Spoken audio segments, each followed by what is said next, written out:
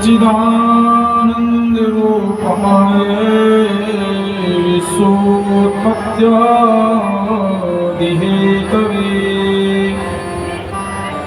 तापत्रये विनाशाय श्रीकृष्णाय नमः।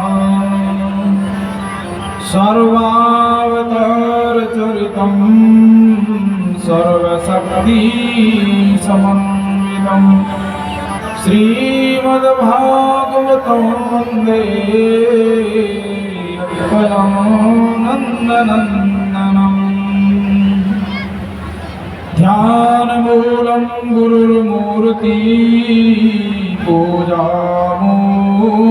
गुरुपदं मन्त्रमूलं गुरुर्वाक्यं मोक्षमूलं गुरुकृपा। गुरु सद्गुरुदेव भगवान की जय।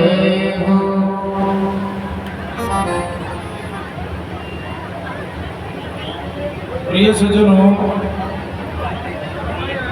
परमपिता परमात्मा में मन का लगना, परमपिता परमात्मा में तन की सेवा करना, परमपिता परमात्मा की सेवा में धन का लगना बहुत बड़े पुण्य का काम होता है।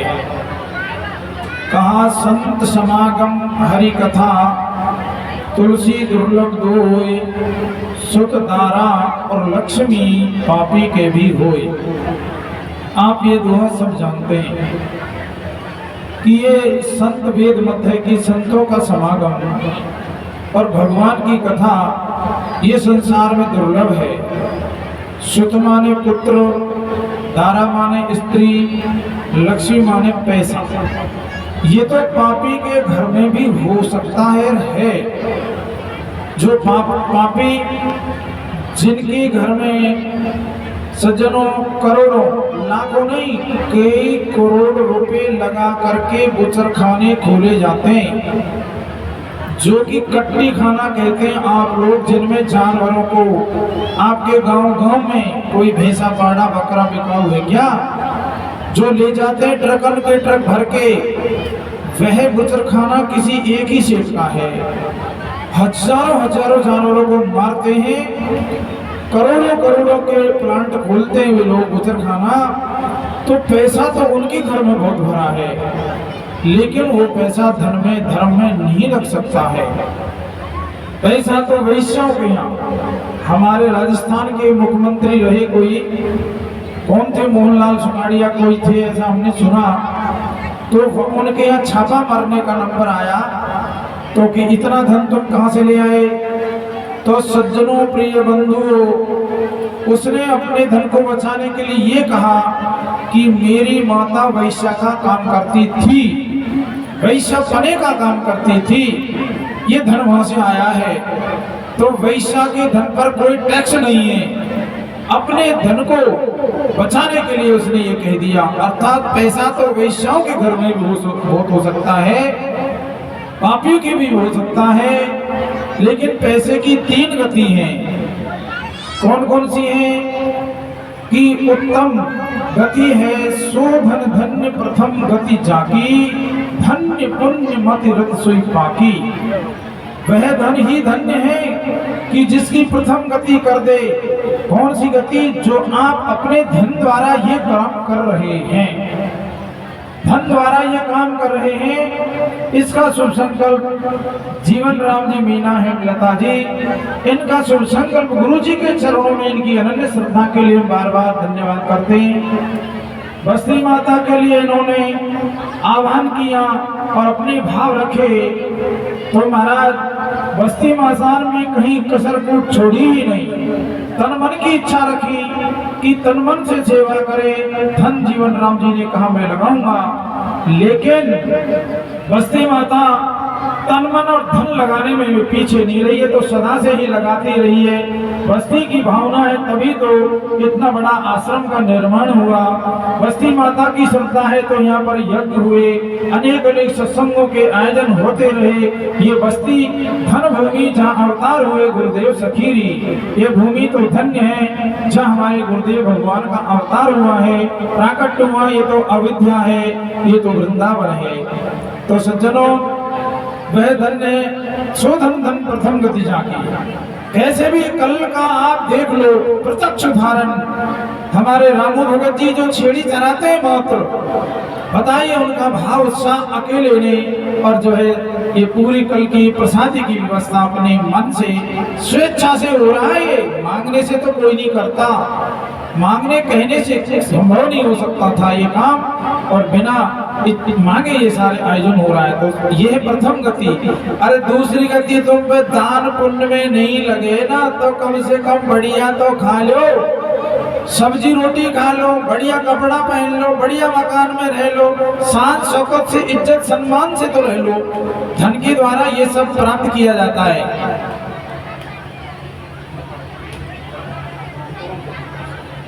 हाँ, और तीसरी गति है, दान नहीं करोगे, भोग भी नहीं भोगोगे तो उसकी तो जो है ना नाश होना है। और एक और आप बात सुन लें कि हमारा जो पैसा हमारी जेब में, हमारे बक्सा में, हमारी बैंक में, हमारी एफडी में, हम जान रहे हमारा है, लेकिन ये बात सीख के जाए कि वो हमारा नहीं, उसमें चारों का हिस्सा और है। क्योंकि वहाँ हमारी एटीएम हमारा, हमारे छोरा का नाम है, तीसरा चौथा कौन आ जाएगा। एक सज्जन हमारे पास आए, दो व्यक्ति आकर कहने लगे, महाराज हमें एक वो शोरूम का उद्घाटन करेंगे, आप उसके उद्घाटन में आप जरूर पधारें, हम आपके लेने के लिए आए, कितने बजे गाड़ी भेजें। मैंने कि मैं आ नहीं सकूं, कैसे करो ना, बात बता दी। वो छाने लगे, मैं कि सुनो, तुम धन प्रॉपर्टी के लिए कर रहे हो ना, मेरा धन बढ़े, बढ़ोतरी हो कि हमारा इसीलिए सब करते हैं। मैंने कि आप कौन कौन के, हम दो कर रहे हैं, वो एक तीसरा पार्टनर हो कर लो, तुम्हारे शोरूम में कभी घाटा नहीं आएगा। वे खड़े रह गए, चौंक गए कि महाराज क्या करें, तीसरा कौन कर ले। मैंने कि आप जिससे करोगे ना वो ऐसा है कि तुम्हारे शोरूम में घाटा आने ही नहीं देगा, घाटा का सौदा ही नहीं होगा। फिर तो बताओ, मगर तीसरा है धर्म। जो आप अपनी कमाई कमाओगे, जो बचत का होगा, उसमें से 10% अर्थात आपके पास 100 रुपए बचे तो आप 10 रुपए निकाल के रख दो। ये हम नहीं कहते कि तुम हमारी जेब में दे जाना, कभी नहीं आना, लेकिन पात्रा पात्र विवेकोस्ति धेनुपन्नग्यो तृणा संजाते क्षीरम क्षीरम संजायते विषम। कि पात्र को पात्र का ध्यान देकर दान जो करे, पात्र को दिया हुआ दान कई गुना बढ़ता है। अर्थात धर्म को हिस्सादार बना लो, हमारी इनकम में से हम 10% आप किसी भूखे को, अनाथ को, रोगी को, जिसका कोई सहारा नहीं है, ऐसा कोई वृद्ध है, ऐसा कोई अनाथ बालक है, कोई गरीब है, उसके लिए आप भोजन, सबसे पहले नंबर का है भोजन कराना। भोजन कराने का धर्म तो ऐसा होता है जैसे भैंस को शाम को खड़का कर तेल दे दे तो सवारी तो दूध बढ़ जाए, दम बाल्टी बढ़ जाएगी। इतना जल्दी बढ़ता है धर्म, भोजन पानी कराना। फिर लोगों अनेक प्रकार से दान दिए जाते। तो सज्जनों, प्रिय बंधुओं, तीसरी गति नाश होती ही है। तो पहला मैं बता रहा कि धन के भागी 4 हैं, धर्म अग्नि नृप चोर, और जेठे के अपमानते 3 करें हड़फोर। धन के भागी 4 कौन है? पहला बड़ा बड़ा भैया है धर्म, दूसरा नृप राजा, तीसरा चोर, चौथा अग्नि। चारों में बड़ा प्रेम है, दोस्ती है, घनिष्ठताएं। कोई बड़े भाई का अनादर कर दे तो 3 सहन कैसे करेंगे? तेने कैसे समझ रहा कि एक लोई है, तेने हमारे पीछे को ध्यान नहीं दिया, मैं 3 ऐसे लट बाहर दिए, तेरे से बदला लेके छोड़ेंगे नहीं है। बदला का ध्यान रखना। तूने हमारे बड़े भाई का अपमान किया, अनादर किया है, तिरस्कार किया है, तो हम बदला लेके छोड़ेंगे, क्योंकि प्रेम है उनमें। तो इसका मतलब धर्म का अपमान करना, धर्म में नहीं धन लगाना। तो राजा तो ले ही लेगा, चोर तो ले ही जाएंगे, अग्नि तो लग ही जाएगी, छोरा घर में होंगे, ऐसी बुद्धि बन जाएगी, कितने कंजूसी करके कमाएंगे, छोरा शराबी हो जाएगा, शिकारी हो जाएगा, जुआरी हो जाएगा, माँ बाप रोते रहेंगे, लेकिन धन को बर्बाद कर देगा। और धर्म में सदा से लगाते रहेंगे, बच्चों की बुद्धि नहीं बिगड़ेगी। क्यों? अन्याय पार्जितम द्रव्यम 10 वर्षाणि तिष्ठति प्राप्ते चैकादशे वर्षे समूलम च विनश्यति। अन्याय पूर्वक कमाया हुआ धन 10 वर्ष ही रुकता है, 11वें वर्ष लगते लगते समूल नष्ट हो जाता है। इसलिए धन को धर्म में लगाना चाहिए, लेकिन लगना कितना कठिन है। एक श्लोक महाभारत का सुनो। भगवान कृष्ण एक बार प्रवचन कर रहे, कृष्ण भगवान, अब पांडव भी बैठे थे, तो भगवान ने क्या एक श्लोक बोला, सज्जनों को मैं जो भी निवेदन करता हूँ मन गढ़ंत बात नहीं कहता हूँ, मन मर्जी की बात नहीं कहता हूँ, मैं शास्त्र संतों की वाणी की बात कहता हूँ। तो उन्होंने कहा, विद्या धनम बिना कोटि तदर्थम हरि मंदिरे तदर्थम जानवी तीरे तदर्थम दक्षिणे करे। भगवान कृष्ण ने ये श्लोक बोला कि हे भैया, सबसे ऊंचा ज्ञान, श्रेष्ठ ज्ञान, पवित्र ज्ञान, जिसको भगवान कृष्ण ने कहा है कि नहीं ज्ञानेन सदृशम पवित्रमीह विद्यते तत् योग संसिद्धिम ज्ञानेनात्मनि कालेनात्मनि विन्दति। ज्ञान के समान मनुष्य को पवित्र करने वाला संसार में कोई दूसरा है नहीं। तो उस ब्रह्म ज्ञान को आप प्राप्त करने जाओगे ना, तो 1 करोड़ विघ्न तुम्हारे सामने खड़े हो जाएंगे, करोड़ योद्धा खड़े ब्रह्म ज्ञान होने नहीं देंगे। भगवान के मंदिर में जाएंगे तो तदर्थम हरि मंदिरे 1 करोड़ से आधे होते 50 लाख योद्धा खड़े रहते हैं, हरि के मंदिर जाने से रोक देते हैं, हरि के मंदिर नहीं जाने देंगे। और 25 लाख योद्धा तदर्थम जाह्नवी तीरे, माने गंगा मैया का कोई स्नान करने का मन बनाता है तो 25 लाख योद्धा अस्त्र शस्त्र लेके खड़े, गंगा नहाने नहीं देंगे, गंगा नहाने का मन नहीं बनने देंगे। मन बना तो मन को बदल देंगे, विचार को बदल देंगे, प्रोग्राम निरस्त कर देंगे। और 12.5 लाख योद्धा हमारे दाएं हाथ को पकड़ के खड़े, तुम्हारा हाथ दान बढ़ाने में जाएगा तो पकड़ लेंगे। वे 12.5 लाख योद्धा हैं, दान नहीं करने देंगे। ऐसे थोड़ा हो जाता दान, बहुत सारा कठिन काम। तो भीम सेन खड़े हो गए, भगवान से कहा क्या करें, गंगा नहाने में 25 लाख योद्धा खड़े, अस्त्र शस्त्र लेके गंगा नहीं नहाने देते। मैं जाऊंगा उन 25 लाखों को देखूंगा मैं आज। अर्जुन धनुष बाण गदा लेके घोड़े पर बैठ के सुबह गया और गंगा के किनारे पहुंचा।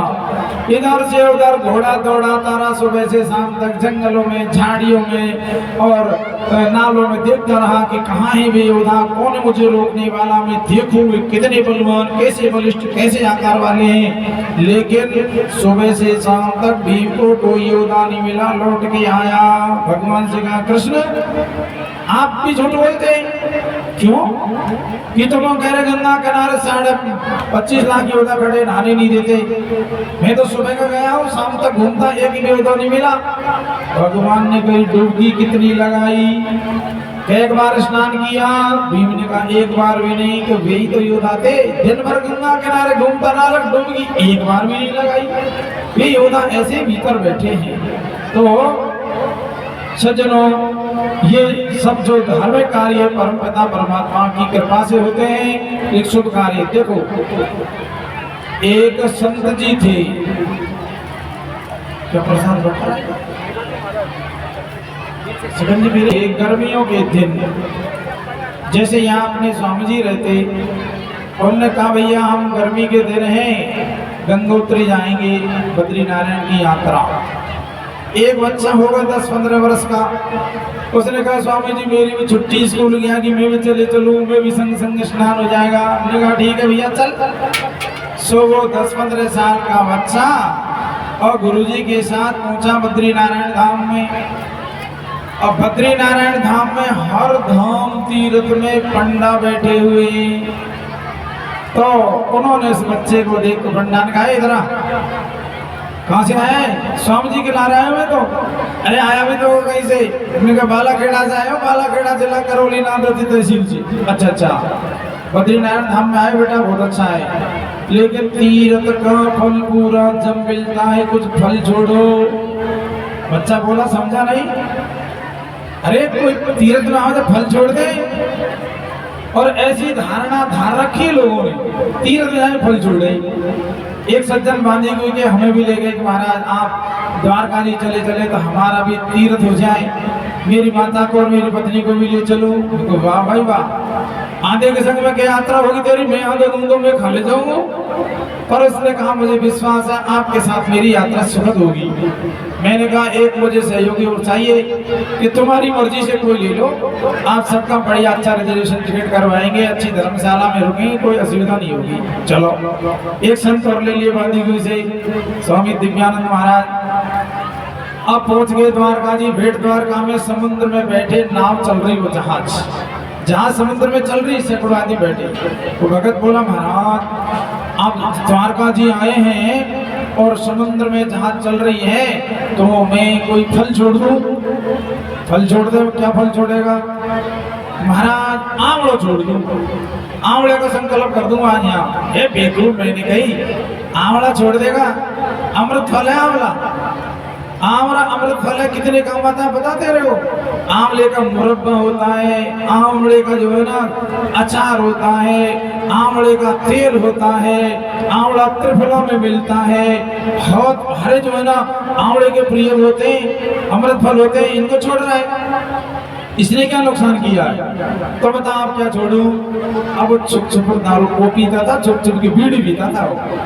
यानी कि आंवला झट रहे, बीड़ी बंडल दे रहे, जब फेंके ना संकल्प करे ना, अब एकदम शर्मिंदा हो गए। अरे महाराज मैं तो बहुत छुप के भी, तुम्हारी निगाह कैसे गई? अरे मैं कह आदमी कर तो ठीक है कि आप कह रहे तो छोड़ देता हूँ। ऐसे मतलब छोड़ने की चीज नहीं छोड़े, धाम में जावे वो कह रहा साहब मैं आज संकल्प करूँ अखरूट ही नहीं खाऊंगा। अरे अखरूट तो जिंदगी में से ही तो अखरूट ने कहीं छोड़ा। सो बच्चा से पंडा ने कहा कि तू बालाखेड़ा से है तो तू कोई फल छोड़। कि पंडा जी क्यों? अब तो मैं बालक था, खाने के दिन तो अभी आए, तो छोड़ना जरूरी है। हमने कहा नहीं, कुछ भी फल छोड़ दो, तुम्हारी जो इच्छा है। तीर्थ में फल छोड़ने का पुण्य ज्यादा होता है, तो छोड़ना ही पड़ेगा। हाँ पे संकल्प करो। बच्चा बोला कराओ संकल्प, हाथ में जल दे रहो, विष्णु विष्णु परमात्मा ने नमः, तस् दैतस ब्रह्मणो जम्बूदीपे भरतखंडे आर्या भरत देशांतर्गते कलियुगे कली प्रथम चरणे। बोलना संकल्प, फलाना नाम उसने बोला, अमुक नाम, फलाना गोत्र त्रिभुवन उत्पन्न हम। क्या संकल्प करता है, क्या फल छोड़ रहा है? ध्यान से सुनना। बच्चे ने कहा पंडा मैं बद्री धाम में आया हूँ, संकल्प करता हूँ जिंदगी में नीम की निमोड़ी कभी नहीं खाऊंगा, नीम की निमोड़ी नहीं खाऊंगा। पंडा को नीम की निमोड़ी? अरे हमारे यहाँ तो नीम होते, पक जाती है, मीठी मीठी लगती है, बच्चे खाते हैं, तो बच्चे खाते हैं तो मैं भी खाता हूँ, तो उसको खाने का संकल्प करता हूँ। तो इस दृष्टांत का मतलब क्या हुआ कि मनुष्य तीर्थ, कथा भी तीर्थ ही है। चाहे कोई संकल्प ले तो ऐसा लो, हमारी जो जीवन की बुरी आदत है, बुरा जो स्वभाव है, ये हमारा छूट जाना चाहिए।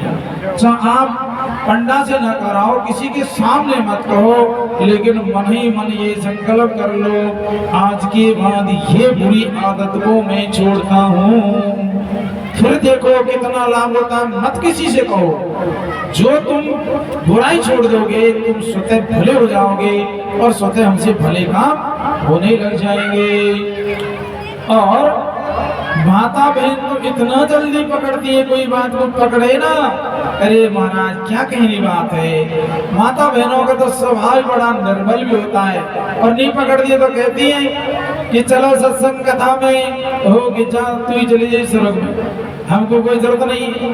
और पकड़ती हैं तो कैसे पकड़ती हैं कि एक गांव में शिक्षित परिवार, पढ़े लिखे लोग सब थे। एक कोई बहू आई, बिना पढ़ी थी वो। अब बिना पढ़ी तो उसके गांव में ऐसी बोली भाषा, ऐसी तो बोलेगी। तो बोलती थी, क्या बोलती थी? वो कहती, अरे तू कहाँ जा रही है, अरे तू कहाँ जा रहा है, अरे तू आइयो, अरे तू तड़ा करके बोलती थी, बुरी ओछी भाषा। उसकी सासू लड़ी, लेकिन सासू जी कब तक ही लड़ सकती हैं? साल भर के अंदर अंदर बहू को जो सिखाना है, पढ़ाना है, पढ़ा लो। साल भर के बाद में तुम्हारी कोई सुनाई नहीं होगी, साल भर में तुम्हें सुनाने लग जाएगी। देखो एक जगह की बात है, घर में आई बहू थी वो, तो उसका पति जो था ना बहू का, वो नौकरी करता था। मानो गंगापुर में उसकी ड्यूटी, डेली घर आ जाता। ध्यान से सुनना बात को। तो सुबह जाना, दिन भर नौकरी करी, शाम को घर आ जाना। अब सब जो है ना बीवियां हैं, जिन जिन की पत्नियां, सब फोन रखती हैं। बच्चे भी बड़े माहिर हो गए फोन चलाने में। तो उसके पति ने फोन किया, गंगापुर में ऑफिस में था, तो वहीं से घंटी करी। तो घंटी बजी, पत्नी के फोन पर टन टन टन घंटी बजी। तो पत्नी तो दूर थी, पत्नी दूर थी। उसकी माँ गई और फोन उठा लिया। हेलो, हाँ अच्छा मम्मी, तूने उठाया फोन? कहाँ बेटा, क्या बात है? मम्मी आज शाम को मेरे लिए रोटी सब्जी नहीं बनाना, मेरे पेट में गड़बड़ी है, हल्का भोजन करूंगा, मुझे चावल मूंग की खिचड़ी बना देना, मेरी तबीयत अच्छी नहीं है, पेट खराब हो गया। अच्छा बेटा, मम्मी बोली अच्छा बेटा ठीक है, चावल मूंग की खिचड़ी बना दूंगी, कोई ज्यादा परेशानी तो नहीं है। ऐसे थोड़ी बात करे, इतने बहू आ गई। कहीं उठा लिया फोन? तो नहीं, कौन को फोन आया, कब आता है? अरे कोई को नहीं है बेटा, कोई फोन आयो गंगापुर से। क्या कह रहा? यो कह रहा पेट में गड़बड़ी है, जो मैं रोटी सब्जी नहीं खाऊंगा, खिचड़ी बना देना। हाँ तू बना देगी खिचड़ी, तू जाना खिचड़ी बनावो। उठा लिया फोन, खिचड़ी बना दूंगी, तो यही लखड़े बना पागा। डोगरी को 60 बार सुना है, तो मैं बनाऊंगी मारा पति को। बनाओ साहब, पति ने खिचड़ी बना दी। पति आया, खिचड़ी तैयार है, पत्नी ने परोसी, एक चम्मच ली मुंह में और झोरा लड़ने लगो। है डोकरी, तेरी 60 साल को पटक दी तेने, ये खिचड़ी बनाई है, चम्मच में आवे नहीं, घोड़ा में आवे नहीं, भावे नहीं, खिचड़ी बनाई है। इतने डोगरे, बेटा मैंने को बनाई, थारी लुगाई नहीं बनाई है। अरे देखने में खराब है, टेस्ट तो फुल है सच्चा। पत्नी को नाम ले दियो डोगरी ने, भाया मैंने को बनाई, तेरी पत्नी ने बनाया, तेरी मैडम ने। हाँ देखने में खराब लग रही, लेकिन टेस्ट तो फुल है। लुगाई का नाम लेता है तो टेस्ट फुल, और डोगरी की 60 साल को पटक दी। बूढ़ी बड़ी इनके तो हाल में गिर गए भैया। इसलिए बुढ़िया भी है ना, वे समझ जाए समय काल को देखते हुए। तो मैं निवेदन कर रहा था, जो सिखाना है, समझाना है ना, आवे तभी प्रेम से उन्हें सिखाना चाहिए। लड़ झगड़ के सिखाए तो समझ लो दुश्मनी आपने अभी मोल ले ली। घर गृहस्थ में रहने की कला सत्संग से और कथा से आती है। तुम ये मत समझो कि पढ़ी लिखी बहू और अच्छी नौकर आ जाएगी तो मौज हो जाएगी।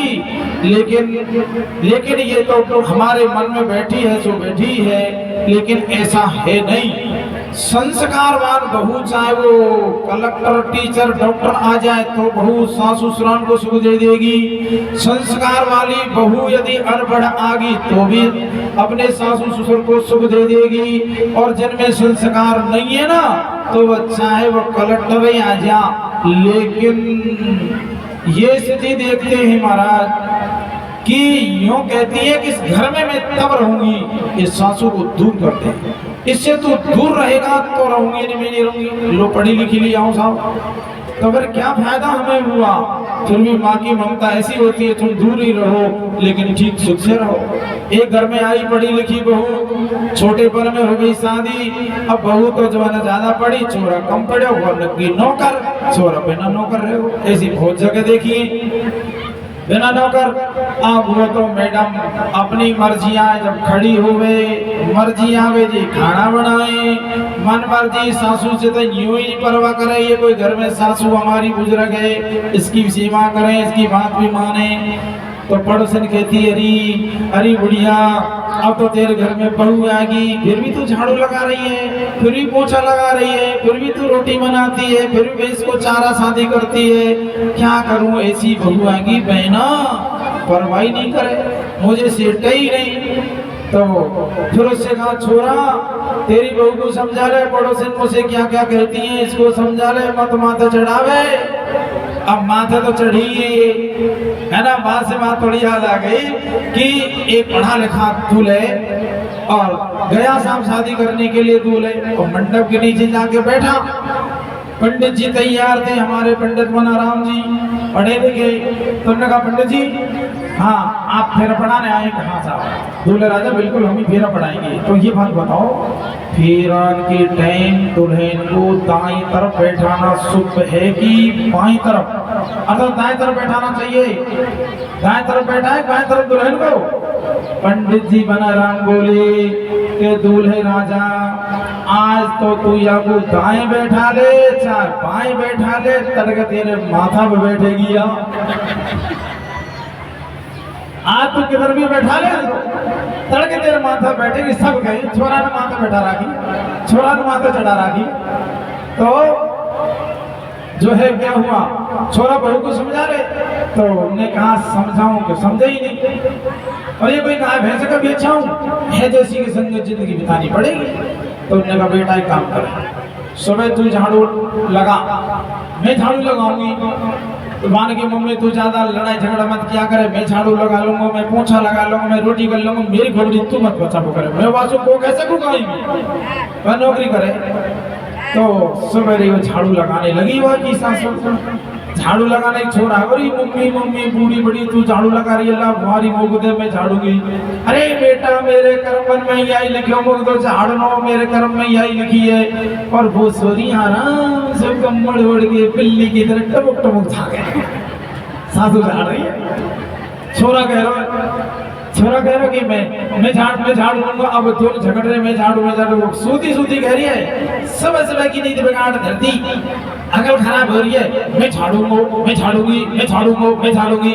झगड़ा मत करो, एक दिन तू झाड़ ले, एक दिन तेरी मम्मी झाड़ लेगी। 16 मैं फैसला कर देती हूँ, लड़वी क्या बात है, मैं झाड़ूंगा, मैं झाड़ूंगी, मैं झाड़ूंगा, मैं झाड़ूंगा। एक दिन तू झाड़ लेना, एक दिन तेरी मम्मी झाड़ लेगी। ले साहब, ये पढ़ी लिखी ले साहब, लेकिन संस्कारवान होती है महाराज।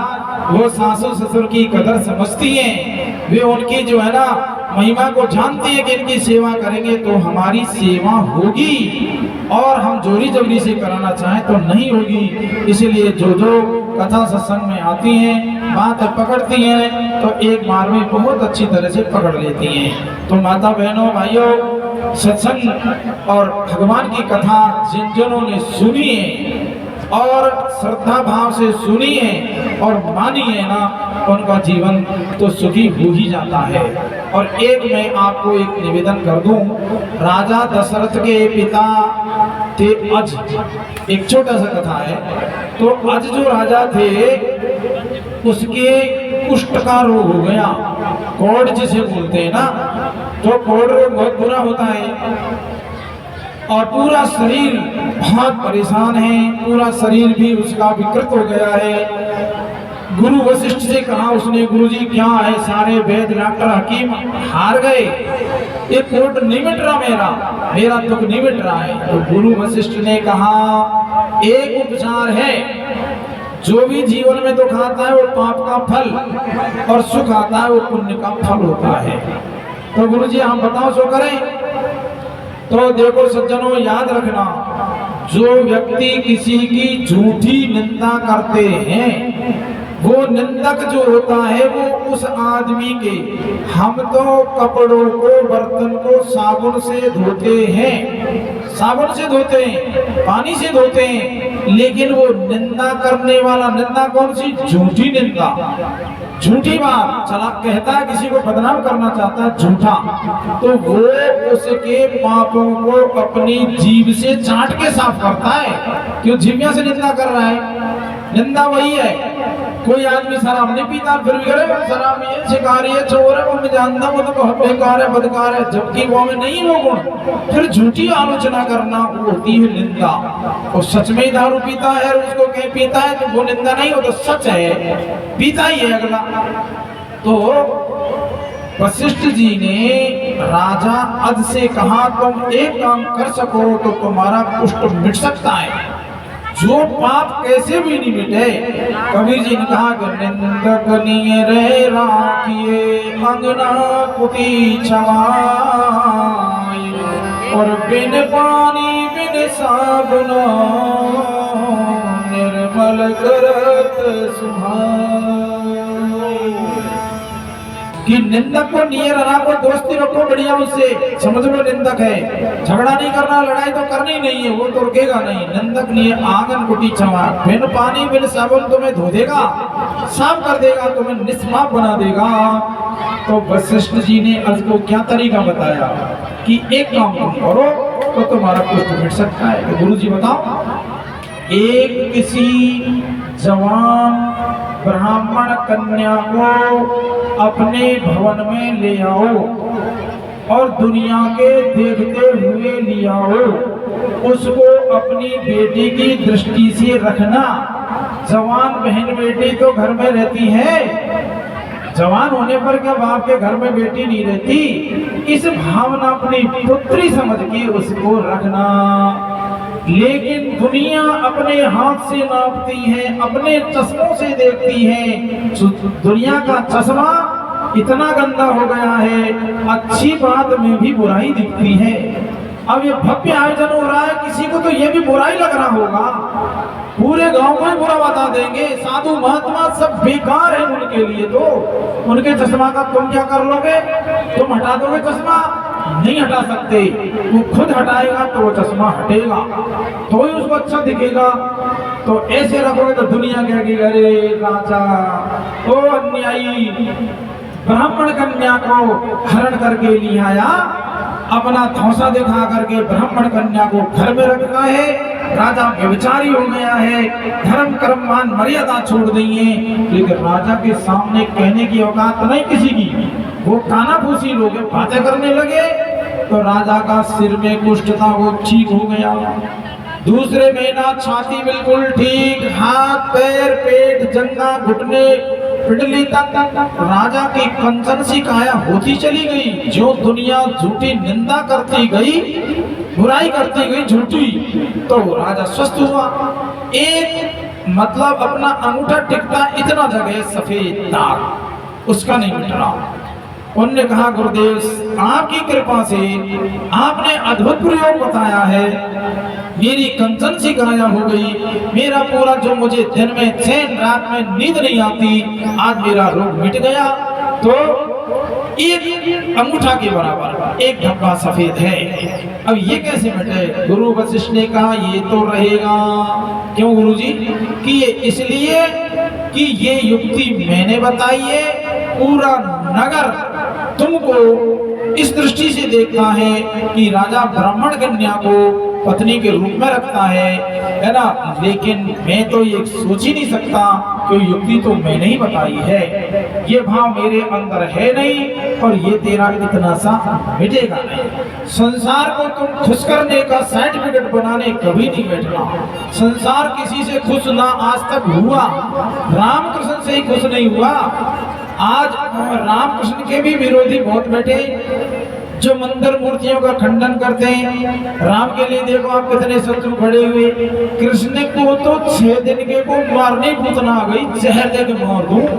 तो बता हमारी तुम्हारी कोई आलोचना झूठी करे चिंता नहीं, लेकिन सच्चाई से डरना कि हकीकत में हम वो गलत नहीं करें कि जो हमारे लिए पाप कर रहा पाप हो है ना, हमारा पतन का कारण हो उससे नहीं। संसार तो ऐसा है। एक और उदाहरण है, संसार कैसा है। एक कुम्हार और कुम्हार का लड़का गधा लेकर के और साहब जो है गुढ़ा चंद्र जी से आ रहे थे बालाखेड़ा। तो दोनों बाप बेटा पैदल पैदल कुछ लोग मिल गए जा रहे, उनका कुम्हार के बुद्धि जाते कोई कुछ कह दे, अरे कुम्हार के तुम्हारी बुद्धि मारी गई है, भाग लो, सवारी होते होते भी तुम पैदल चल रहे हो, तुम जैसा मूर्ख कौन होगा, अरे ये गधा का पूछवा कोएगा। कहानी की रे छोरा घनी दुनिया मिलेगी वहां तक, तो दुनिया तो हमें बहुत जो है दोष दे देगी, बुराई कर रही है। तो कि पिताजी तू बैठ जाओ, तो पग डोगरा बैठा दिया। इतने फिर लोग तो सड़क है, अरे साठा ओ कमाल ते धोड़ान में धूल पटो, तेरी शर्म कहाँ गई, बैठते बैठते बूढ़ होगा तू धापे कौन, ये बालक तो पगा पगा चालो, ये बालक तो पैदल पैदल। और 60 साल का बैठे ये कहीं डोगरा बुद्धि उम्र हैगी 60 बुद्धि गई नाइट यही करेगो 66 दिन को मार कर से उतरो। मान के छोरा दुनिया ने नाम दे रो थूक भिरो, ऐसो काम करे दुनिया थूक नहीं भरे, दुनिया बुराई नहीं करे, छोरा तू बैठ जा। छोरा को बैठा दियो, फिर आगे दुनिया मिल गई, अरे छोरा शर्म कर तेरी बुद्धि क्यों मारी गई है, ओ जागो बूढ़ो बड़ो पगा पगा, और घोड़ा की जाता तू ये रे लट्टा जे गधा पे बैठा है, भाग डूंगर में चढ़ जाए, ऐसा तू और फिर गधे पर बैठा है डोगरा पैदल। अब मैंने कहा पिताजी बताओ, तू बैठो जब गत कौन, मैं बैठो तब गत कौन, का दोनों बैठ जाओ, दोनों चढ़का गधा पर। फिर दुनिया मिली, उनने कहा कुम्हार के हो, अरे ये ऊँट का, अरे हत्यारे ये गधा की जान लेवा क्यों फिर रहे हो, मरेगा या मरे गधा। दूसरे ये हत्यारे इनके दया धर्म में कहा काल मारे जो हलाल मारे जो बैठो। अब क्या कर, दोनों बेटे तो कहते कौन का पुत्र बड़ा दोनों, अब क्या करें, क्या तो बेटा यही करे गधा को पट्टे के बाएं दरिया अपने मुड़ पहुंच गया, अब अपने आप गधा को मुड़ पहुंच गया। अब दोनों ने पटक गधा को बाएं दरिया मुड़ पहुंच दो चले, आगे भागी नदी, और नदी में पानी गधा तो थक दो गर्मी में पाँव फड़फड़ा थम नदी में गिर गो।